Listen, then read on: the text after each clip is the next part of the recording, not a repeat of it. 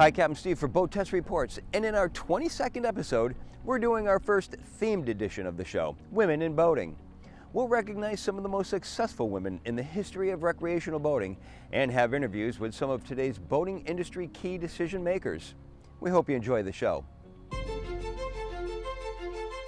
Women in boating have gained momentum in most fields over the last decade or so, but the fact is women have been in command of boats since ancient times.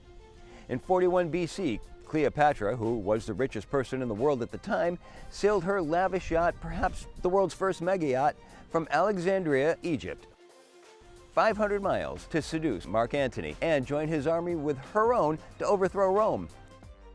10 years later, at the Battle of Actium, pitting Mark Antony's and Cleopatra's navy against Rome's fleet, Cleopatra lost faith in the heat of battle and slipped her vessel through a hole in the Roman fleet and sailed away, leaving Mark Antony to be defeated by Octavian and changing the course of Western civilization. In the 1580s, Grace O'Malley took over active leadership of the lordship by land and sea when her father and brother died, then went on to terrorize commercial vessels plying the west coast of Ireland. She was called Ireland's Pirate Queen, and she fought England's Virgin Queen for control of the waters around Ireland. In an audacious act of courage, she sailed upon the Thames to confront Queen Elizabeth face to face.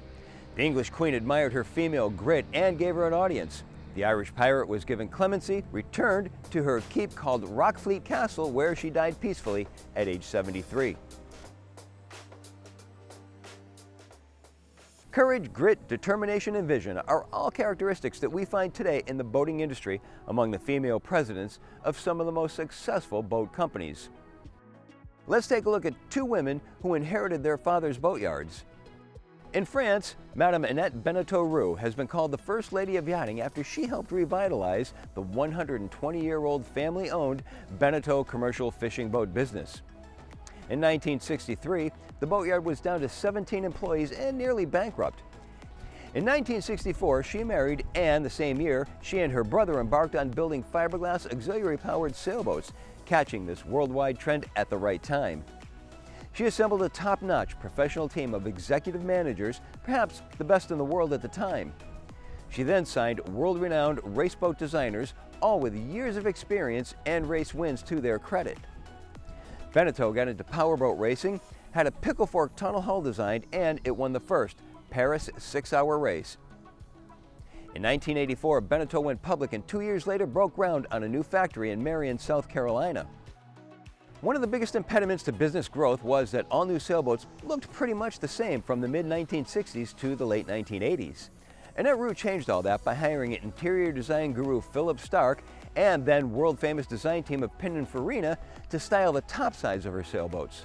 Soon, Beneteau sailboats had sleek topsides with clean decks, twin steering wheels, underdeck lines, and a modern look that just made obsolete 30 years of used sailboats. Below, the traditional sailboat cave-like feel was gone, and in its place, light, style, and comfort. But Madame Roux was just beginning. In the decades to come, she would evolve from small fishing boats to building no fewer than 28 different models, and even introduce a line of 7 beautiful large motor yachts built with aerospace technology. In the United States, at age 74, Cindy Purcell is the third-generation president and co-owner with her husband, Buddy, of the world-famous Huckins Yachts, which was started in 1928. Huckins is to power cruisers what Chris-Craft is to runabouts. The company's heyday was in the 1930s and during World War II when it built PT boats and Navy craft. In the 1950s, it was a premier builder of cruising boats. Cindy has run the company for over 40 years and is showing no signs of slowing down. She power walks, bikes, or water skis 5 to 6 days a week and is very much a hands-on executive. Today, Huckins builds from 2 or so a year, all highly customized for an owner's needs and at remarkably reasonable prices given the custom work and materials that go into each construction. Its new 38 Sportsman is a hybrid that can run 8 to 10 knots on electric power and 38 knots on twin 350 horsepower Cummins diesels. And we'll be finding out more about it in the future. Today, some of the most powerful people in the boating industry are women in positions of great responsibility, where they handle millions of dollars and direct staff in the thousands. The bedrock of Mercury Outboard's business is the fishing community, and Michelle Kilborn is the senior manager of competitive angling at Mercury Marine. Let's find out all about it. Hi, I'm Eric Colby, editor at BoatTEST.com. Michelle, thanks for joining us. Oh, you're welcome. Glad to be here. Now, you've been involved with competitive angling at Mercury since 2002. What are some of the biggest changes you've seen in freshwater fishing during that time? Well, I think the most notable, I'd have to say, is technology. I cannot believe how much the technology has advanced. If we look at boating innovations, GPS, sonar, it's unbelievable now. And, being an angler myself and being on the boat all the time, I just am amazed sometimes at how much that technology has become so innovative. Now, does Mercury also support saltwater tournaments? We do support saltwater. Basically, we've got a host of great events going on right now. Blue Water Movements is one that's Jamie Bunn and his crew.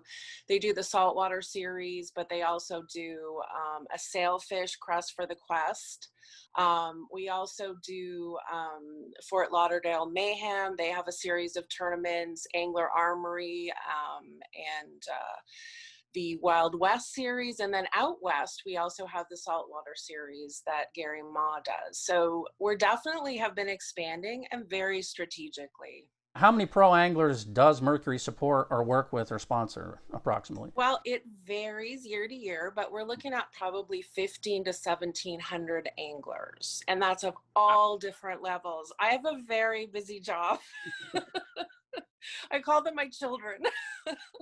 How many of those are women? I would say probably we have about 10 women. It's a handful, definitely.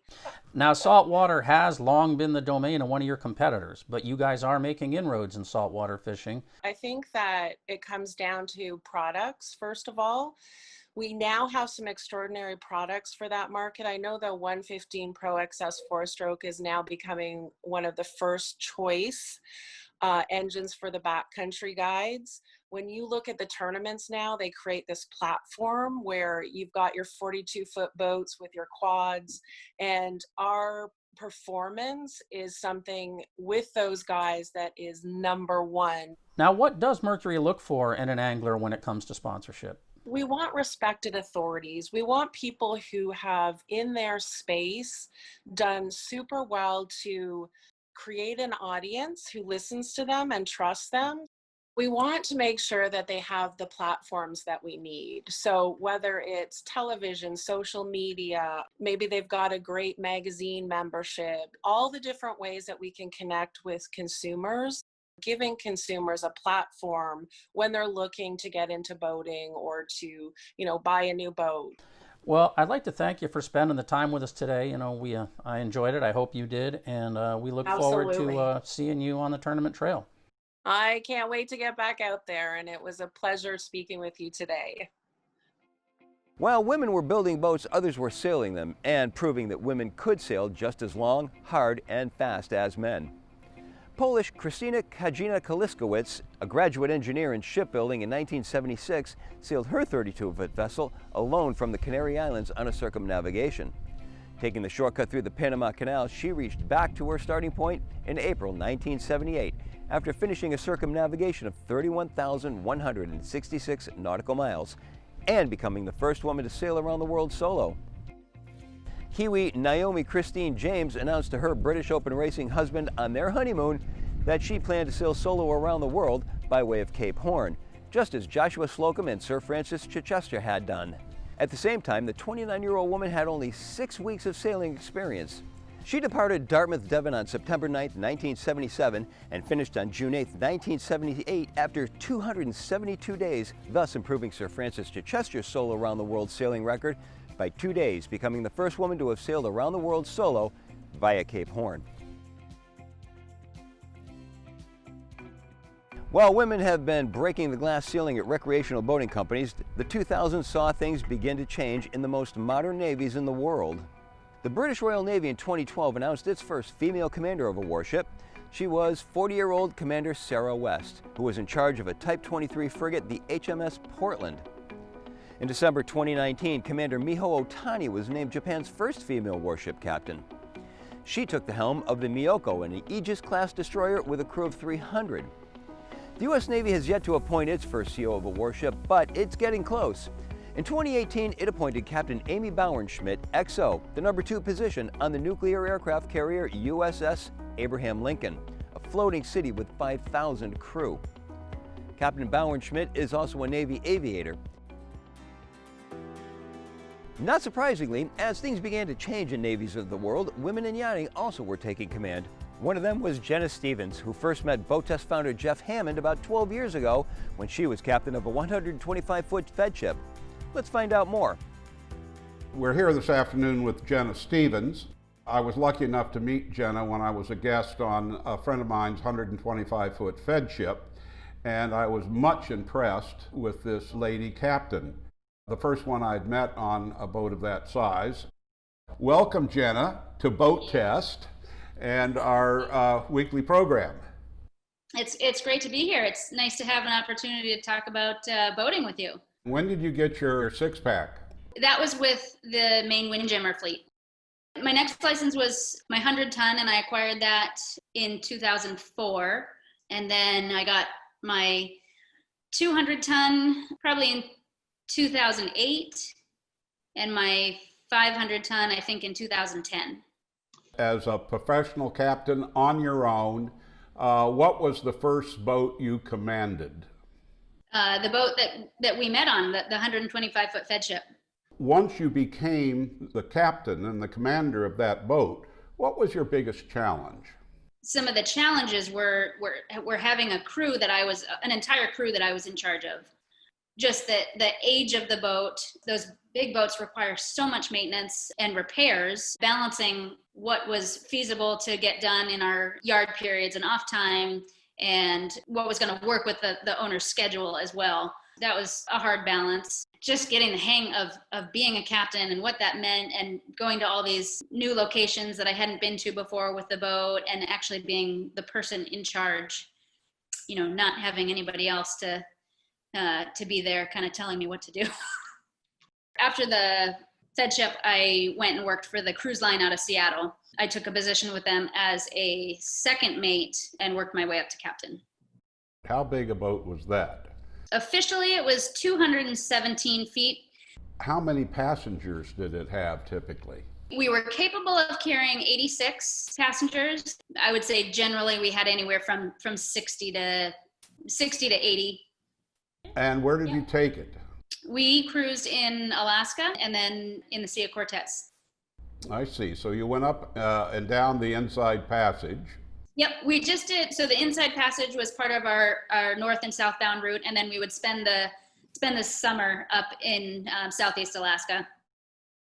We had permits to operate in Glacier Bay, so we'd get into Glacier Bay for a couple days, each 7-day cruise, and then basically circumnavigate Admiralty Island, stopping at all these neat little anchorages along the way. Now, as a captain of a large vessel, what was the scariest situation you were ever in? There are a couple that come to mind, but dragging anchor in Glacier Bay, there was always ice in Glacier Bay, and it's very deep, so there's only a handful of places that you can actually anchor. And at this particular time that I'm thinking of, we had different groups of passengers either on the water in kayaks or ashore, and we had all our small boats down and away from the vessel, conducting passenger pickups or drop-offs, and our kayak dock down and people out and around the boat, and just all of a sudden the wind picked up and we were moving. As you look back on your career, were there ever times that you found it hard to get a job or get the position that you thought you were capable of handling because you were a woman? Yeah, my first job on a yacht, I had my 100-ton license. I had 2 seasons on the Maine Windjammer fleet under my belt, and to get into yachting, the first position that I took was as a stewardess, cleaning and serving guests. Even though you had a 100-ton license? Yeah. Oh my goodness. What size boat was it? That was a 97-foot sailboat. When I got on board, it was pretty clear that I had more experience than the person that was serving as mate. You know, women have come a long way and are basically chauvinist sports, or one that was, and it's, yeah, things are changing now. Yeah, I think it's much more common and normal to see women on deck and certainly in the bridge. Good to see you, Jenna. Hope to see you soon. Yeah, it's great talking with you, Jeff. Bye-bye. Bye-bye. That wraps up our brief look at women in boating for this week. We'll have more for next week's episode, where once again we discover even more about the progress women are making in the boating world. Until then, for Boat Test Reports, I'm Captain Steve. We'll see you on the water.